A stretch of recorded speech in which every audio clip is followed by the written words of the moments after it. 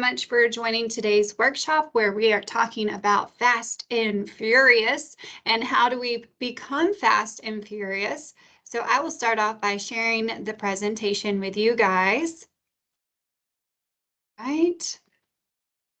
And we'll dive on in. My name is Amy Bush. If you've never met me before, I am the general manager of the Cox Fitness Centers, Chip Allen and Barbara Cox here in Atlanta.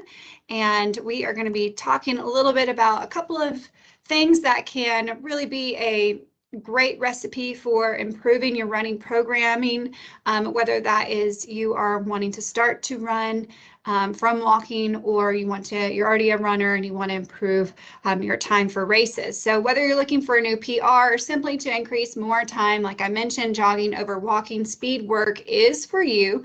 And today we'll be covering several training approaches to help you get to your goals. And remember that there is no one size fits all with training. You have to figure out what works best for you, your situation, your time, your work-life balance, things of that sort. So again, today we'll be covering those three components: your speed work specifically, form and technique, getting the best bang for your buck when you look at your stride, and then also strength training and the importance it plays in getting better in your runs and your races. So let's start off with our walk joggers. It's important to really focus on you guys because it is not just for our runners. This program is not just for our runners. And we want to make sure that you guys feel like you have the tools to really improve for your situation and getting to a more jog or more running in your regimen as well. So we highly suggest that first you be consistently walking briskly for 3 to 5 times a week for several weeks. So doing about 20 to 30 minutes of that a day, 3 to 5 times a week. And then once you get that and you've built it into your routine, you can move to a 1-to-2 ratio of jogging to walking. And let's really clarify: you're running, you're jogging, you're walking. So walking, I would say, and this is different for everyone's gait pattern and fitness level, but your walking is typically, I would say, 3 and below. Jogging, you could go 3 to 5. Running would be 5 and above. So just make sure if you are using a treadmill that you know those differences. Jogging is a lot lighter than running. So, and I am speaking specifically to jogging right now in this 1-to-2 ratio, making sure that you incorporate that 5-minute warm-up. We'll talk a lot about 5-minute warm-up and cool down for everyone, making sure that you do that briskly by walking, and then start on that 1-to-2 ratio of jogging for like 1 minute and then walk for 2 minutes, and repeat that throughout, starting with 20 to 30 minutes total of work and then adding in longer periods of running or jogging as you go from there. So walk this way.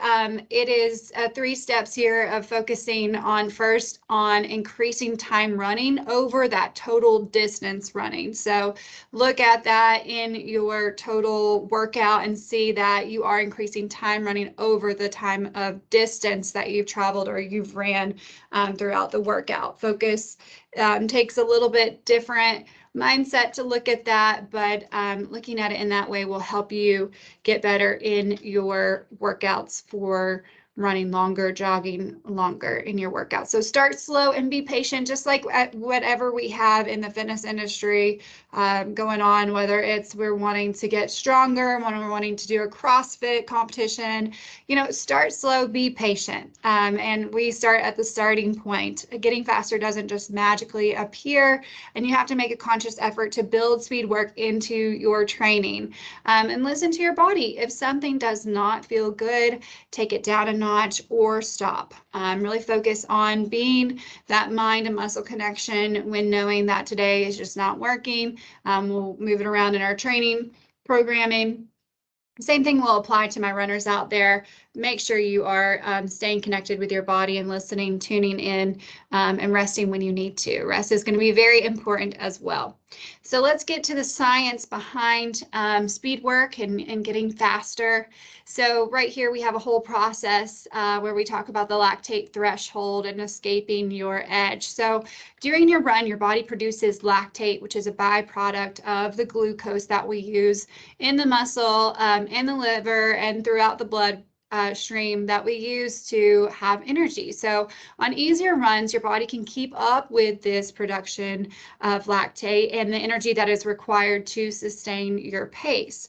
As you increase your pace and you have the need for more power in that stride, your body produces more lactate. So then it can lead to a process called the lactate threshold. So that's where you've ran your hardest and it ends in fatigue or stopping that run.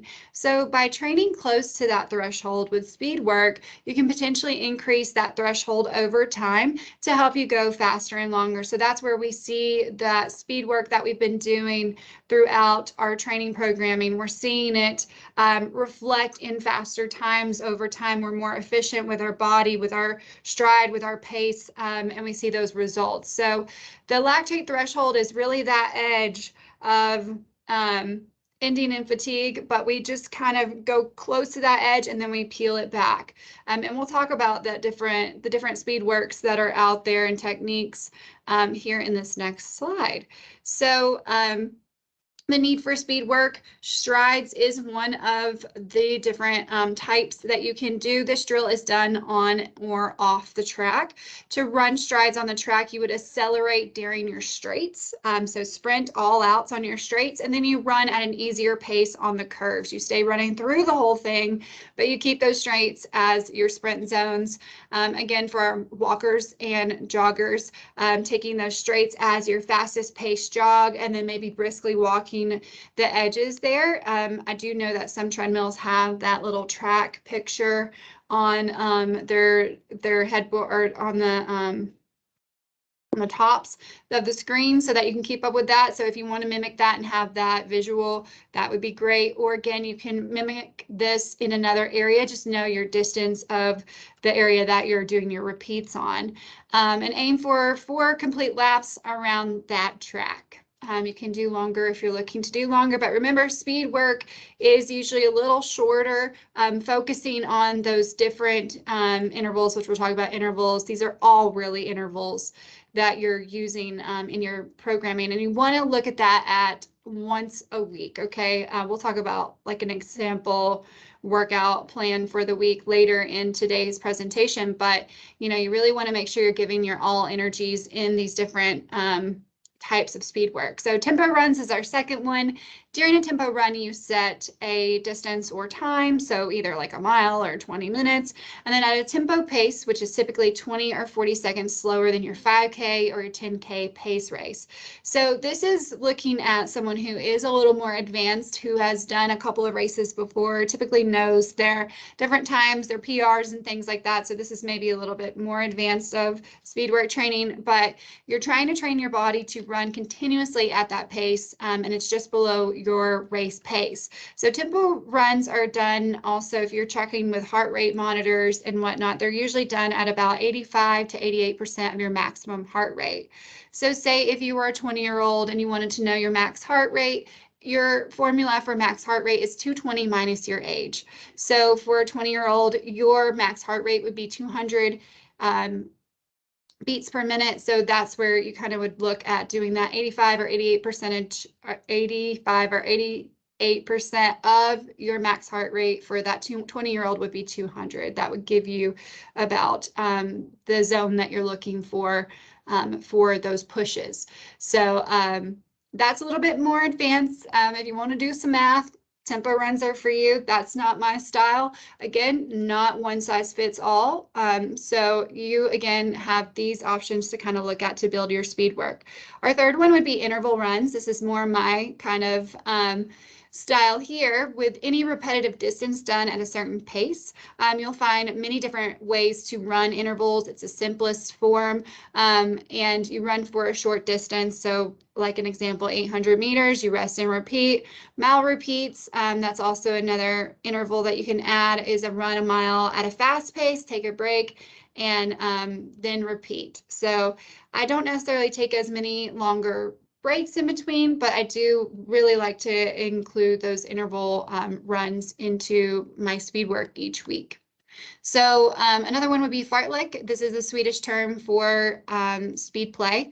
The basic idea, vary your speed and effort during a run so that you're running faster at certain periods and more slowly. I also like fartleks here because I like that continuous run with having those intervals of all out pace and then down and all out pace and down. So their fartlek workouts can be structured or unstructured, done outside or even on a treadmill. And again, I like that flexibility. I usually like to do them on the treadmill because I like to keep time instead of distance.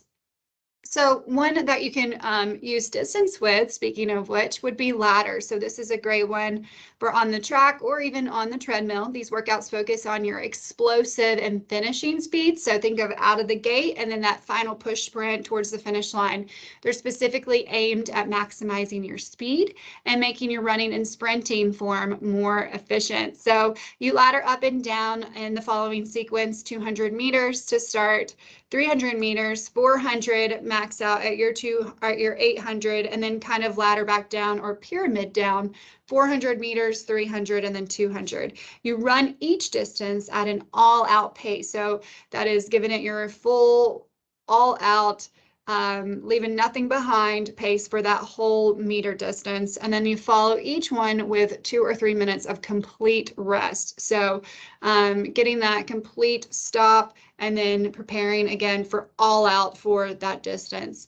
Ladders are a great speed work tool and just a great way to switch it up on your training to focus on meters and a different type of complete rest. I'm going to try to actually work on ladders myself and include that into my speed work each week. Other essentials, like I mentioned already in our walk jog slide, always start with a warm up of 5 minutes, mimicking the movement pattern. So whether that's walking or doing bounds and leaps on the track or wherever you are warming up, using those muscles that focus on core activation, using the same movement patterns and firing up those muscles so that you're not just going from your seated area and then ready to go out for your run. This is something I have to be really on it with my personal training clients that are runners. They love to just get on the treadmill and go and run and start as a warm-up running. Make sure that you do not do that. And then on the flip side, make sure that you're cooling down and gradually getting your heart rate back down to resting heart rate instead of just stopping and sitting. Really work on getting that down by briskly walking for another 5 minutes or whatever it is to get your heart rate back down. The frequency of speed work, like I mentioned, is suggested is once a week. There isn't much to say that 2 times a week would be progressing you any faster. It just really is focused on once a week. Again, giving your all out for those different speed work days. That's what it's supposed to kind of have you focus on, are those big bouts of energy. So I would reserve at least once a week for that. Another very important thing that we kind of said we would talk about today is form and technique. So here is a visual of the whole body and what you need to kind of cue in with your body and what your body is doing through space while you're running. Good form is something that can help you become a more efficient runner. It helps prevent also injuries. And here are some quick tips about different areas here. So your arms are your power. So while your legs are your strength. Letting your arms swing naturally with a 90-degree bend in the elbow, and then relaxing your shoulders down, keeping that tension out of your neck and your upper body. Avoid the skating motion of going across the body. You think of Apollo Ono, the speed skater, different technique, different sport, making sure that we're going to not cross over that center line of your body. A lot of people do not realize that they're cued in or not cued in with their body and their running form because they're going across the body. They're actually minimizing the efficiency of energy with keeping that open center line of their body. Your feet, you want to make sure that you're landing with your foot centered and directly under your body. We'll talk a little bit more about this, about braking. And then your body, keeping your upper body upright yet relaxed as you run, lean slightly forward so that you have better momentum, and then avoid hunching over or bending from your hips. With technique, so we're talking a little bit more on the aspect of your foot here.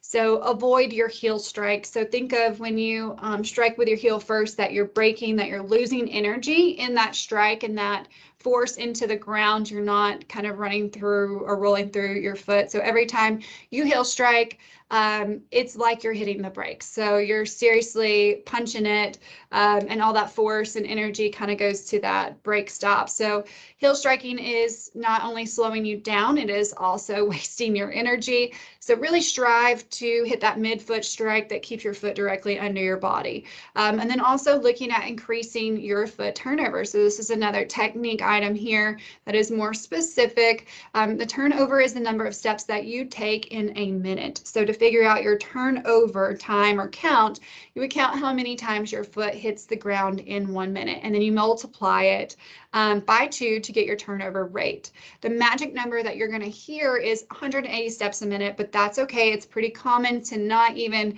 hit that number because it's a little bit higher, more elite than that. So don't beat yourself up about it. You can strive for a faster rate. So just know specifically what that rate is for you and strive for a faster rate to get you closer to your optimal balance of stride length and frequency, which can improve your efficiency and speed over time. And then use video analysis. So there are some running stores and other services out there that you can do a running analysis. You could even have a friend kind of film you in slow-mo to kind of look at yourself. Do you kind of match up with that form picture we have? Is your running technique look efficient, or is there something that you might want to tune in there? That can be very helpful as well, a little more advanced. And then the last topic that we are talking about today would be strength training. So really focusing on plyometrical work. So plyometrical work is your jumps, like your box jump there, squat jumps, frog jumps, broad jumps. Those are a little bit more high impact. So just know that. But doing speed work, doing plyometrical work, very much helps in that same movement pattern of that explosive movement of running. And it mimics that same thing, kind of links up your neurotransmitters and connective tissues to be performing at the same type of action that you would in a run. And again, having that same movement pattern, focusing and training in that will only make you more efficient. And we really focus with strength training on the power part of your stride, really propelling you forward with better efficiency and less work from the body because of that bigger muscle fiber from strength training. Also focusing on single-sided lifts. So doing a single leg deadlift, doing lunges, things like that, to where you are mimicking that stride. Also that your feet aren't side by side. Squats are still great. Deadlifts are still great with your feet side by side, but making sure you're making a conscious effort to include those things like step ups, single leg hip thrust, a single leg deadlift, lunges, hip raises, fire hydrants, things that are focusing on those main muscle groups like your quads, your glutes, your hamstrings, and then of course your abdominals. Let's not forget about core strength and focusing on core engagement. That's something, stay tuned later in the program for Shaw's workshop. She's going to be going over glutes and core engagement with the band specifically. A lot of times we are not effectively and efficiently using our body and the muscles that really help our torso stay upright with the momentum of our arms. We're not firing from our glutes. A lot of runners have dead glute syndrome. So making sure that we're efficiently focusing on firing up those right movement patterns, those right muscles to, again, make us faster and better and work more efficiently. So we'll focus also on several of these exercises this week in Run Tech. On Thursday, I'll be teaching, so make sure you don't miss out on that. We'll be doing skips, leaps, bounds, hops, broad jumps, all of those in there too. So stay tuned for that on Thursday. So just to leave you guys with kind of a quote and a sample workout here, and then I'll say one last thing. Strength work accomplishes 3 goals for runners. It prevents injuries by strengthening the muscles and the connective tissues, like I mentioned earlier. It helps you run faster by boosting neuromuscular coordination, that mind and body connection and power in those muscles. And then it also improves your running economy by encouraging coordination and stride efficiency. So that's by Jason Fitzgerald. He is a coach for strength and running, and he is fantastic. A running coach as well. So a sample workout week here, I have kind of, just a sample. It's an example, so don't feel like you have to follow it. But Monday would be your strength train, upper body and core day, just focused on strength. Tuesday would be a tempo run. Wednesday, so a tempo run, including that speed work there in that Tuesday. Wednesday would be your easier run and your strength train lower body day. So there may be times in this program or whenever you are doing your exercise week where you find that you're doing a run and a strength training day. For my runners out there, since your main goal is to get better at running, I would always do your run first and then supplement that after with your strength training. Neither of them have to be extra long. Again, this is an easy run here, so you want to make sure that you're not overdoing it with your total exercise time. So I would say easy run 30 minutes, strength train 30 minutes around there too. Focusing on that lower body. Thursday, a rest day. I like this play in our workout week here because a lot of times we are going to have more fatigue after our strength training days. So that Thursday rest day comes in great. And if we're doing this during the week, it gives our rest day during the week when we have a work week and are usually doing a lot more other things anyways. Friday would be another tempo run or just a run. And then Saturday, your easy run, Sunday, long run. You could work with either of those, flip-flopping, whichever one you usually have more time during your week is where you want to insert that long run. And again, the long run doesn't have to be you're going for 8 miles. It may just be a long run for you, which could be 3 or 4 miles even.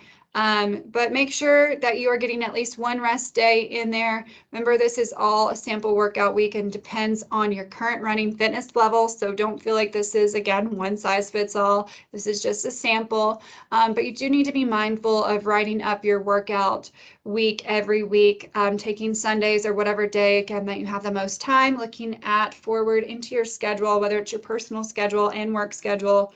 When can I fit these in? Being conscious of when and mindful of when that's going to play. When are your rest days going to be best for your workload that you have going on, or taking the kids to after work activities, summer camps, things of that sort. There's a lot to come into play with this. So make sure that you're making it more or the most effective and efficient for you and what else you have going on as well, because we know that this isn't the only thing that you have going on in your life.